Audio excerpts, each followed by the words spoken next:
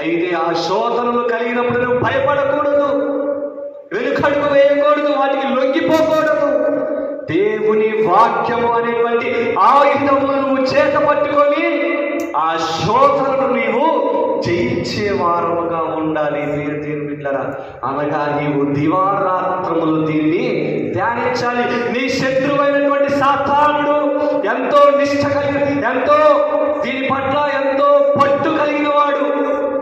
ఆ సాతానుడికి అంత పట్టు ఉన్నప్పుడు దేవుని వాక్యం మీద ఆ సాతానుడిని ఎదుర్కొనబోతున్నటువంటి నీకు ఎంత పట్టు ఉండాలి వాక్యం మీద?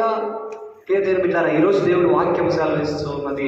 నీవు ఈ లోకంలో సాతానుని ఎదుర్కోలేకపోతూ ఆ సాతానికి లోపడుతున్నావంటే దానికి కారణము దేవుని వాక్యము నీకు తెలీదు.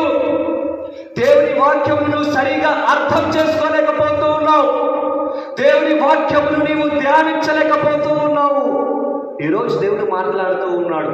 ఆ శోధనను, ఆ శత్రువును నువ్వు జయించాలంటే, ఆ శత్రువును ఎదుర్కోవాలంటే, విజయము పొందుకోవాలంటే దేవుని వాక్యము ద్వారా మాత్రమే అది సాధ్యమై